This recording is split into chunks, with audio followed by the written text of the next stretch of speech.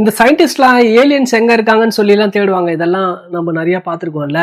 Aliens இருக்கிறதுக்கான முக்கியமான இடம், மனுஷங்க வாழ்றதுக்கு தகுதியே இல்லாத இடத்துல தான் இருப்பாங்க அப்படின்னு நீங்க பாத்தீங்கன்னா, ஃபர்ஸ்ட் இடமா நம்ம தேட வேண்டியது அண்டார்டிகா. அண்டார்டிகாவை பத்தி யாரும் சொல்லாத 10 முக்கியமான பாயிண்ட்ஸ். இது ஏன் ஏலியன் நகரம் அப்படின்றதுக்கு. இது சயின்ஸ் ஸ்கொயர். நான் உங்களுடைய வினோத். ஃபர்ஸ்ட் விஷயம், பூமியோட பெரிய பனிமண்டலம் வந்து அண்டார்டிகா தான். ஒருவேளை அண்டார்டிகால இருக்கிற ஐஸ் எல்லாம் உருகுச்சு அப்படின்னா கிட்டத்தட்ட கடல் மட்டம் தண்ணி இன்க்ரீஸ் ஆகி 60 மீட்டருக்கு ரைஸ் ஆகும். அப்படின்னா யோசிச்சு பார்த்துக்கோங்க, 60 மீட்டர். அப்போ சென்னை, பாம்பே இந்த மாதிரி கடலோரம் இருக்கக்கூடிய எல்லா நகரங்களும் தண்ணிக்குள்ளதான் மூழ்கி இருக்கும். ஸோ அந்த அளவுக்கான தண்ணியை அது வந்து ஐஸா அங்க வச்சிருக்கு. அது அங்க வச்சிருக்கிறதுனால தான் நம்ம எல்லாம் இங்க உயிர் வாழ்ந்துட்டு இருக்கோம். ஸோ நம்ம உயிர் வாழ்றதுக்கு நம்ம இங்க இருக்கிறதுக்கான முக்கியமான காரணம் அண்டார்டிகா. இந்த பூமியிலேயே ரொம்ப கோல்டஸ்டான ஒரு இடம் எதுன்னு பாத்தீங்கன்னா அதுவும் அண்டார்டிகா தான். அங்க வந்து -89.2 செல்சியஸ் அந்த அளவுக்கு குளிர் இருக்கு. ஸோ அவ்வளோ குளிர் மனுஷங்க யாருமே இருக்க முடியாது. அண்ட் மனுஷங்களே இல்லாத ஒரே இடம் வந்து அண்டார்டிகா தான். அங்க வெறும் சயின்டிஸ்ட் மட்டும்தான் இருப்பாங்க, ரிசர்ச்சர்ஸ் மட்டும்தான் இருப்பாங்க. அதுவும் வந்து ரொம்ப சின்ன விண்டோ தான். அந்த அண்டார்டிகாவுடைய கோடை காலம் அப்படின்ற அந்த நேரத்துல மட்டும்தான் அங்க இருக்க முடியும். மற்ற நேரத்துல ரிசர்ச் லேப் உள்ள ஆட்கள் இருக்கிறாங்க.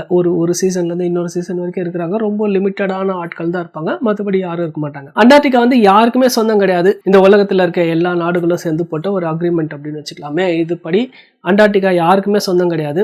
அது வந்து பொதுவான விஷயம். அது அறிவியலுக்கு மட்டும்தான் யூஸ் பண்ணணும். ஸோ ரிசர்ச்சர்ஸ் மட்டும்தான் அங்கே போவாங்க, அவங்க மட்டும்தான் அங்கே இருப்பாங்க. மற்றபடி வேற யாராலையும் போக முடியாது. இப்போ வந்து டூர் ஆப்ரேட்டர்ஸ்லாம் அதை யூஸ் பண்ணுறாங்க. சிலர்லாம் போயிட்டு வந்திருக்காங்க, அண்டார்டிகா பற்றி போட்டிருக்காங்க. அது வந்து ஒரு ப்ராப்பர் அண்டார்டிகா கிடையாது. அண்டார்டிகாவுடைய ஒரு அவுட்டர் சைடு அப்படின்னு வச்சுக்கலாமே.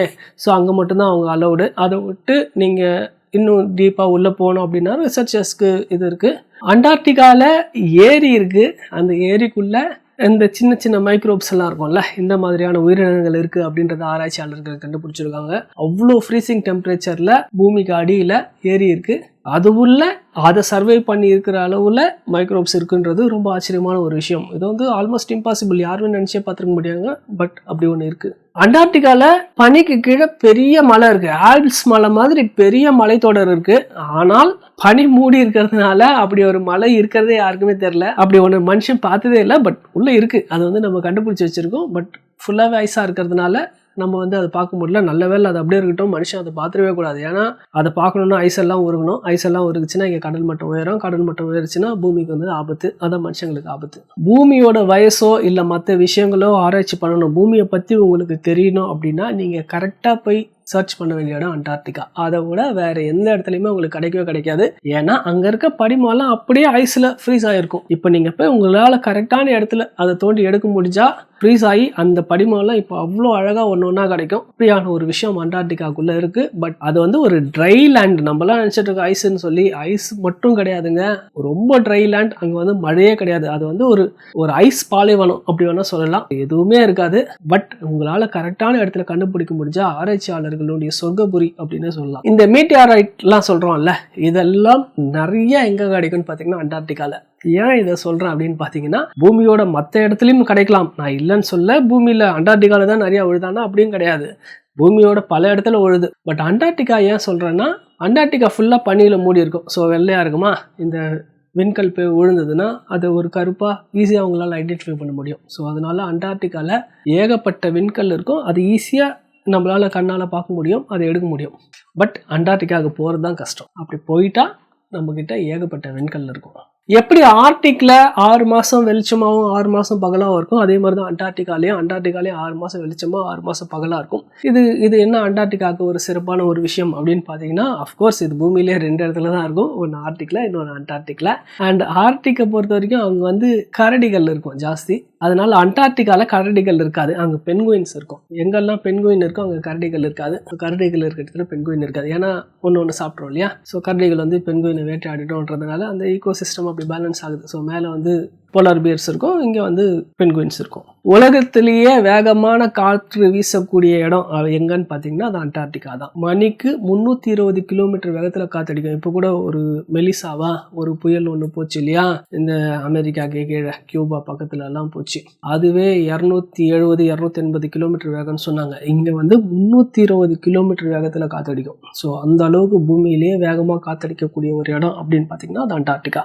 அண்டார்டிகால மவுண்ட் எரிபஸ் அப்படின்னு சொல்லி ஒரு எரிமலை இருக்குது. இது வந்து பனிக்குள்ளே இருக்குது. ரொம்ப ஆக்டிவான எரிமலை. நீங்கள் யோசிச்சு பாருங்கள், அண்டார்டிகா ஃபுல்லாக பனி, பட் அங்கே ஆக்டிவான ஒரு வால்கனோ இருக்குது. இதுதான் அண்டார்டிகாவை இன்னும் ஸ்பெஷல் ஆகுது, இன்னும் டேஞ்சரஸ் ஆகுது. அண்டார்டிகாவில் பிளட் ஃபால்ஸ் அப்படின்னு சொல்லி ஒன்று இருக்குது.